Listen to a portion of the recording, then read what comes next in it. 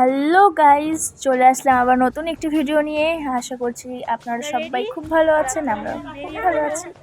তো আজকে ছিল আমাদের কার্শিয়াংয়ের ফার্স্ট ডে ঘোরাঘুরি। তো আমরা সবাই রেডি হয়ে গেছি।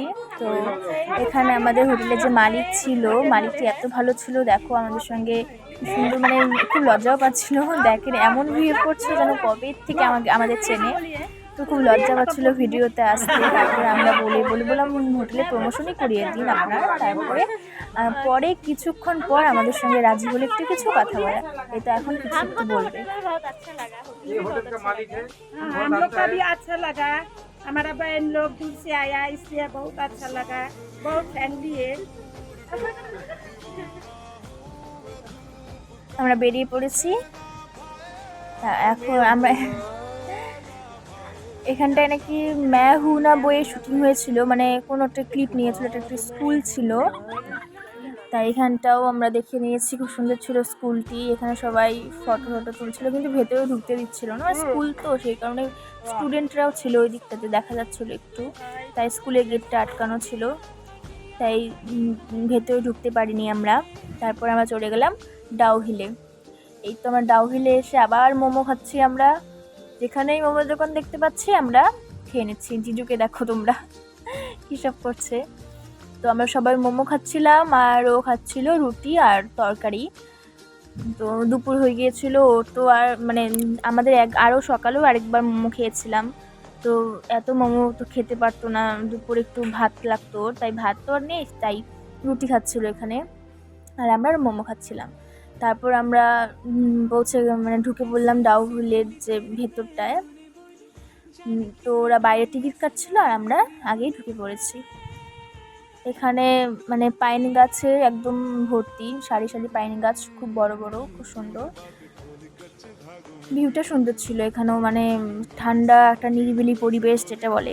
তারপর আমরা ওখান থেকে গেলাম হচ্ছে কি একটা, এই জায়গাটার নাম হচ্ছে সুসাইড পয়েন্ট।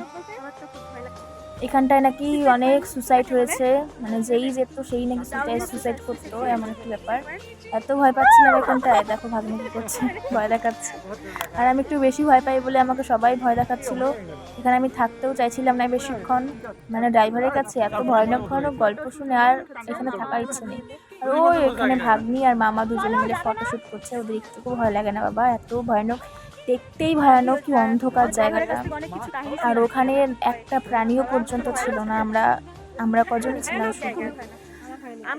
তারপর ওখান থেকে তারপর আমি ওকে বলছিলাম, তুমি আমাকে খুব ইচ্ছে ছিল, তুমি আমাকে ভয়ানক জায়গায় নিয়ে যাবা, ইচ্ছেটা পূরণ হয়েছে তো, এইগুলো বলছিলাম ওকে। ওরা খুব মজা পাচ্ছিল আমাকে ভয় দেখিয়ে, আমি খুব ভয় পাচ্ছিলাম বলে। আপনারা দেখতেই পাবেন, দেখতে পাচ্ছেন জায়গাটা, তোমরাই দেখো, রাস্তাটা একদম শুনশান রাস্তা, কিছু নেই, একটা লোকও নেই রাস্তাতে, একদম ভেতরে, বাবা ভয়ানক। ও খুব আনন্দ পেয়েছে তো তোমাদের দাদা। তারপর আমরা ওখান থেকে চলে গেলাম আরেকটি নতুন ভিউ পয়েন্টে। আসলে মানে আমি তাড়া দিচ্ছিলাম ওখান থেকে তাড়াতাড়ি আসার জন্য, ওরা আর একটুক্ষণ থাকতে চাইছিল, ওদের নাকি খুব ভালো লেগেছে। আমার তো ভয়েই ভালো লাগেনি, আমার জন্য তাড়াতাড়ি চলে এসেছে। ওকে বলছিলাম কেমন লাগছে, বলছে পাহাড় দেখে আর কি আমি রিভিউ দিব, এত যেখানেই যাচ্ছে এখানেই ভালো। আর এখানে দেখাচ্ছিলাম আমাদের ওই যে ওই পাহাড়গুলোতে যে মার্কেটটা, ওখানে আমাদের হোটেল ছিল। আর দেখো আমাদের কাণ্ড, মোবাইলে গান চালিয়ে আমরা নাচ করছিলাম। আজ কি রাত, এই গানটাতে আমার ভাগনা কীভাবে নাচে দেখো। না এবার ভালো হয়েছে, এটা আমাদের ভাগনার স্পেশাল ডান্স, সবাই নাচানাচি করছিলাম, খুব মজা হয়েছিল এখানটায়, আমাদের অনেকক্ষণ ছিলাম এখানটায়। তারপর ওখান থেকে আমরা মানে ড্রাইভার বলছে এখানে নাকি খুব সুন্দর একটি, মানে আমাদের যে কার্শিয়াং মার্কেটটা, খুব সুন্দর জন্মাষ্টমী ছিল, ওই তো ছোট্ট একটি গোপাল, তাই একটু মন্দিরটাও ঘুরে আসলাম, জন্মাষ্টমী ছিল সেই দিন। তারপরে আমরা এখানে একটু টিফিন করছিলাম, চাউমিন খাচ্ছিলাম সবাই, ভেজ চাউমিন এটা। আর এই তো সুরফি নাকি, এটা নিয়ে হচ্ছিল হট্টগোল, কি অবস্থা, একটা কি বাজে খেতে, একদম সেই কাঠে, মানে পাথরের টুকরো এমন একটা খেতে।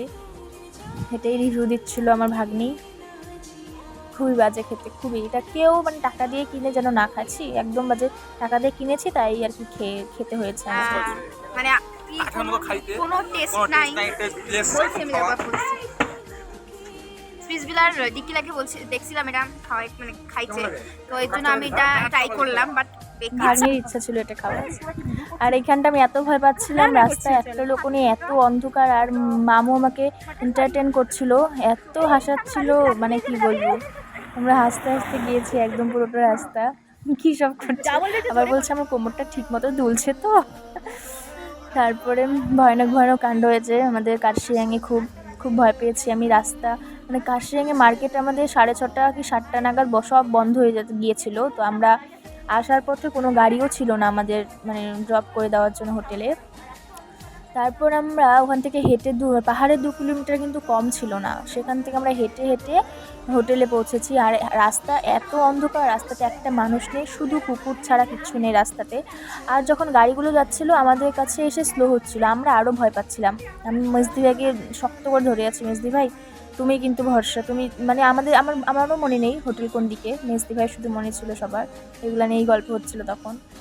তারপর আমাদের এগুলাই সারা রাত্রি এগুলাই গল্প। তারপরে আমি এসে চেঞ্জ করে নিয়েছিলাম, আর জামা কাপড় তো ছিটিয়ে ফিটিয়ে রেখেছিলাম। তোমাদের দাদা দেখো কী করছে, সবই যত্ন সহকারে গুছোচ্ছিল।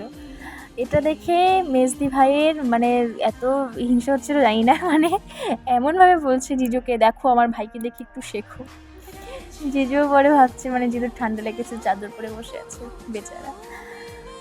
আর তোমাদের দাদাকে শুধু দেখো, জাস্ট কত মানে ভালো কেয়ারিং হাজব্যান্ড এটাকে বলে, বুঝেছো? যাই হোক, এখন জিজু কি বলছে বা, আর ভাগনাকে দেখো কি বলছে, কি সব করেও। খুব হাসিয়েছে একদম পুরো যে কটা দিন ছিলাম। কি নিয়ে বা লজ্জা পাচ্ছিল। এবার মেজদি ভাই কালকে কি পড়বে সেটা আজকে ট্রাই করে দেখছিল যে কোনটা বলে ভালো লাগবে।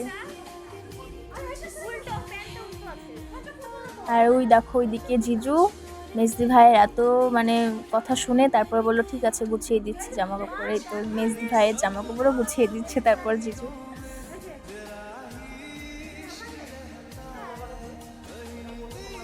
তারপর মেজদি ভাই একটা একটা করে পরে দেখাবে তার ভাইকে, দেখ তো এটা পরবো কিনা। আর এদিকে ভাই বোনের মারপিট লেগে গেছে।